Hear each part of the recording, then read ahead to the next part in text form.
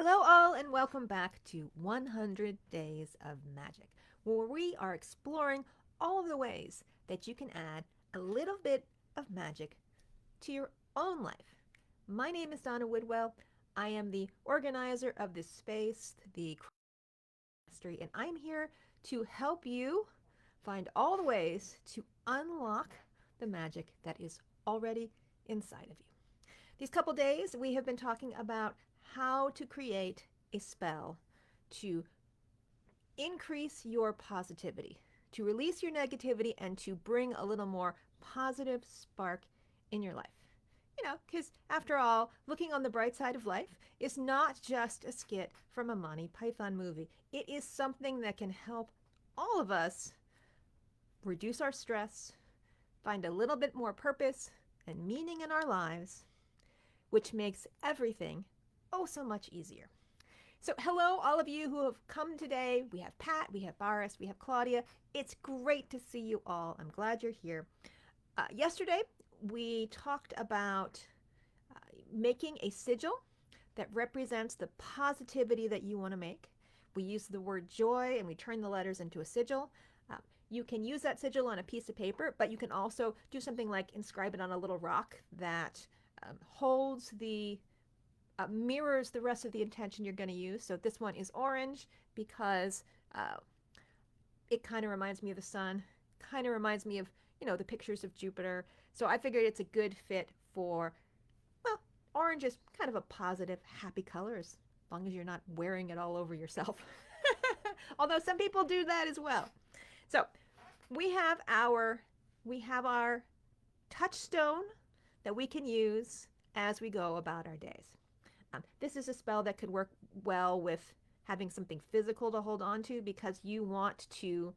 There are so many opportunities in life to switch from thinking negatively about something, all the bad things that could happen, and thinking positively about something.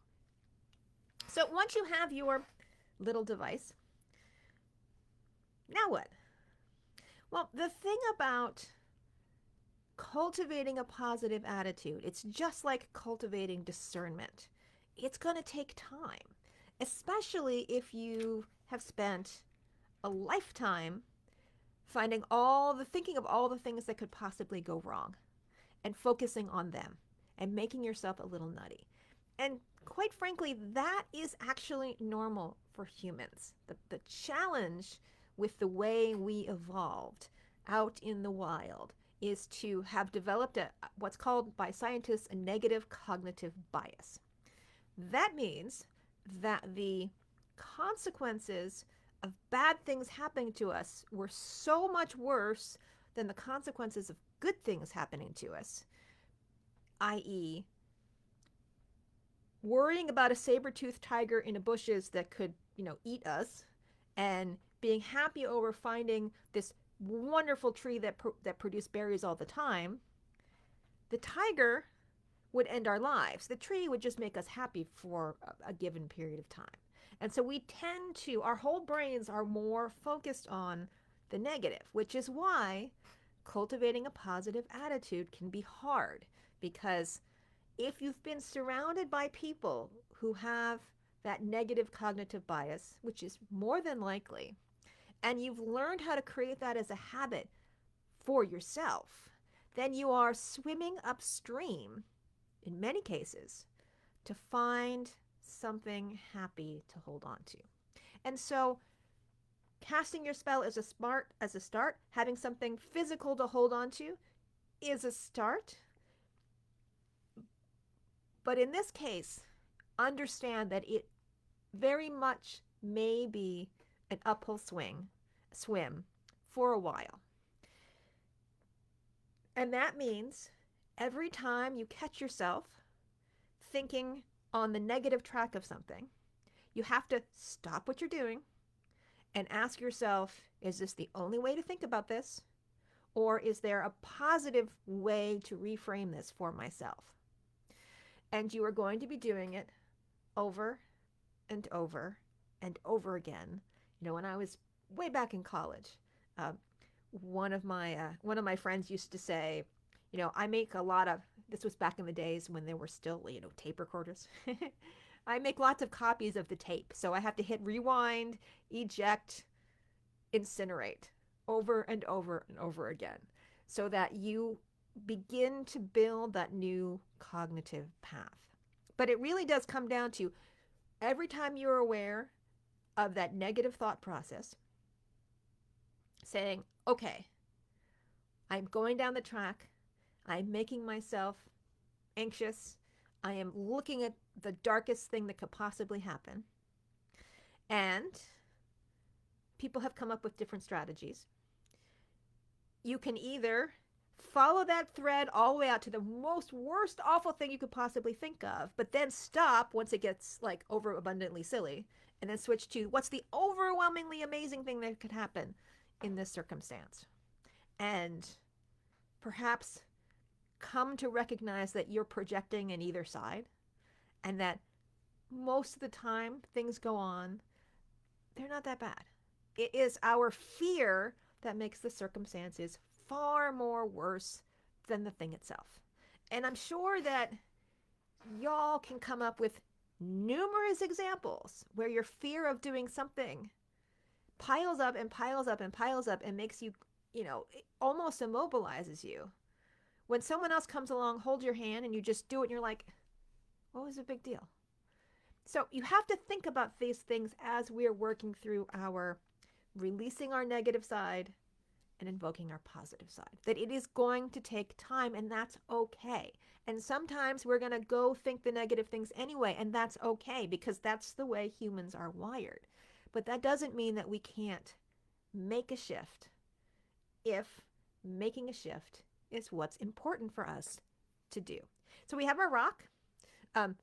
Another reason why, if this is the way you're going to use it as something to hold on to, get something that you really like.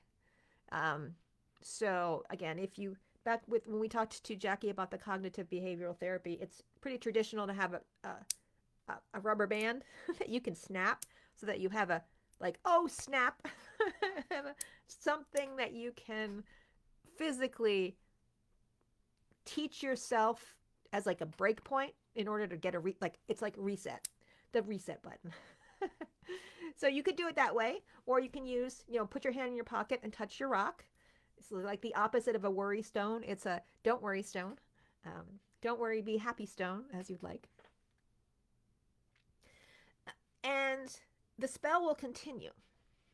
Then you might ask a question of how long can I carry around a rock in my pocket without having to clear it, clean it, reset it. Generally speaking, if you're doing energy work with a rock like this every day, you probably want to clear it once a month. You might want to sit it out under the moonlight. You might want to put it in some salt water. I would highly recommend salt water, especially if you're touching it all the time, because salt water has some antibacterial qualities to it. Leave it in there. It doesn't need a long period of time. That's crazy, but just long enough, maybe an hour or so, and then you might want to do the spell over again and attune the rock the same way. Take your sigil, paint the sigil on the rock, and repaint it, recolor it or something, just so that you are reinforcing in your own mind what the intention of what you're doing is. Because the biggest danger in the case of changing your own mind is just not doing it. We like all those promises that we make for New Year's resolutions. I'm going to lose weight. I'm going to go for a walk. I'm going to do this. I'm going to do that. Generally speaking, things don't happen to us. We just get bored and we get distracted and we're like, oh, I don't want to do that anymore. And we're back where we were. So there's no one preventing you from practicing a positive attitude and canceling your negativity other than you. And if that sounds scary, like you have nobody to blame but yourself, in this case, don't beat yourself up over it. Recognize that you are walking, like swimming upstream, and it's a hard thing to do. And you're probably going to fail somewhere along the line. But it's all about how you pick yourself up after you have fallen off the wagon and start again. Okay? So, I hope that helps Kiki and her cultivating positivity. Uh, the next couple days, we're going to do Mary's spell for finding lost objects, which will be fun because it's going to be a good segue into what we're doing next.